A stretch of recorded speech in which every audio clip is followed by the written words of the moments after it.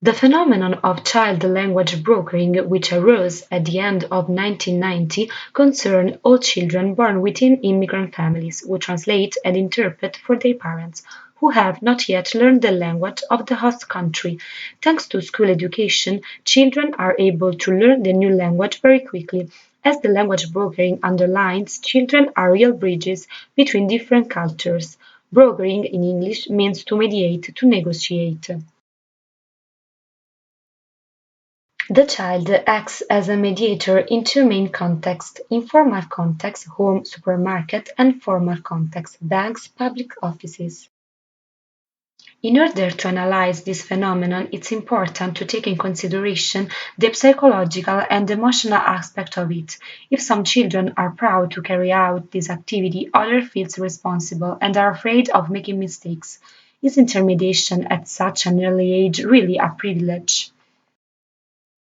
Unconsciously, children act as real interpreters. The child language brokers interpret and translate for their classmates, and is a widespread interpretation chuchotage, that is a technique in which the interpreter sits beside the recipient of his/her oral translation, whispering into his/her ear.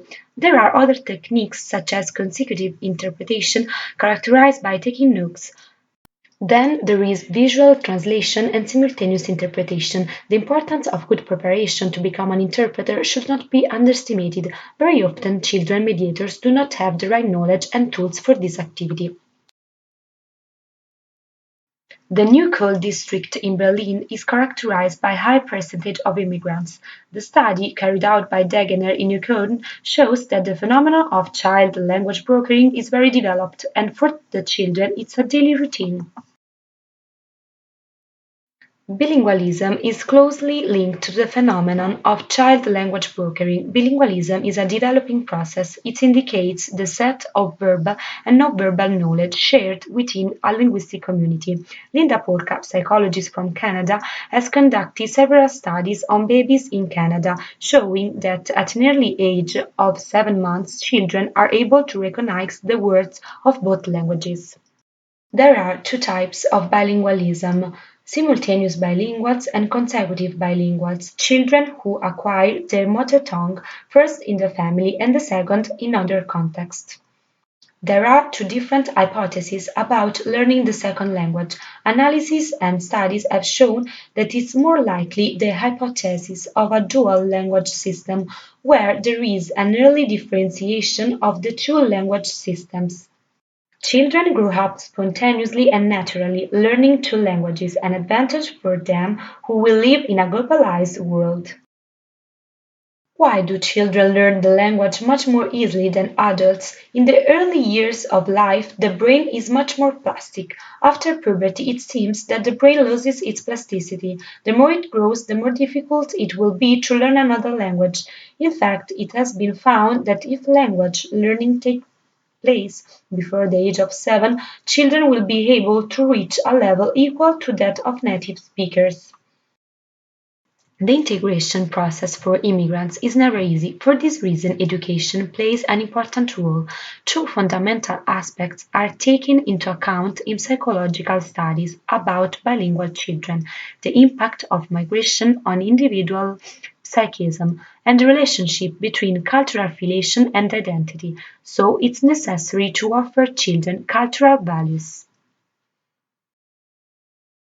Among the studies considered, these are just few examples. Nadia: I have to accompany my parents to the doctor. They don't understand the language.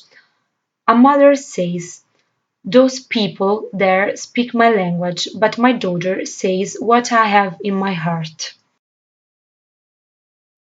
Thanks to their interaction with adults and professionals, children have better results at school. Various studies in the evolutionary field indicate that conditions of early bilingualism promote the development of cognitive skills. The study of bilingual advantage dates back to 1962 and was carried out by psychologists Peel and Lambert. Through their research, they found that being bilingual was an advantage, especially in tests that required mental organization and a greater attitude to problem solving. Biostock in 1919 presented children with a selection task in which they had to rearrange the cars according to a criterion that was suddenly changed. The change of criteria generates anxiety and a great number of mistakes. As a result, bilingual children perform better than monolinguals. Bilingualism was thought to cause problems in the language learning process due to the code switching phenomenon. Therefore, the negativity of bilingualism remains today a popular belief. A study was conducted by the Nuffield Foundation in London about the child language brokering. Celia, there was a Colombian girl who came to our school, but she didn't know a single word of English, so I had to translate. Natalie, at first I was insecure, but it helped me to communicate with other people. Thanks to a dear friend, I was able to analyze the phenomenon of bilingualism and mediation activities. My friend Maxime moved to Italy with her family when she was 4 years old. In what context did you have to help your parents? In bureaucratic context, I helped my parents in everyday contexts, such as at the mechanic or at supermarket. Some things like car insurance or renting a house work differently in German, so I have to translate all the information. Did you like helping your parents? Sometimes it was boring. When I was 13, I saw that the parents of my friends didn't ask, how do you say this? Usually parents help children. I was responsible. Growing up, I realized that it was really hard for my parents. Translating is normal now.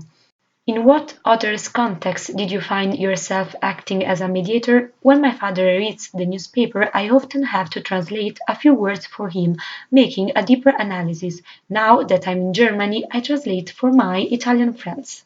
Today, Maxime has a good pronunciation in both languages. She seems to be a native speaker, while for her parents, some words and Italian pronunciation are still difficult. Maxime is able to switch from one language to another. The activity of translation is part of her life. Since she was a child, she has been part of the wonderful multilingual world. Some children, including Maxime, felt very responsible to their parents. Sometimes they felt the burden of translation, but they knew that their help was fundamental. Each experience differs from the others. Today, worlds need collaboration and union, and this is possible thanks to the knowledge of different languages, because diversity is the greatest value.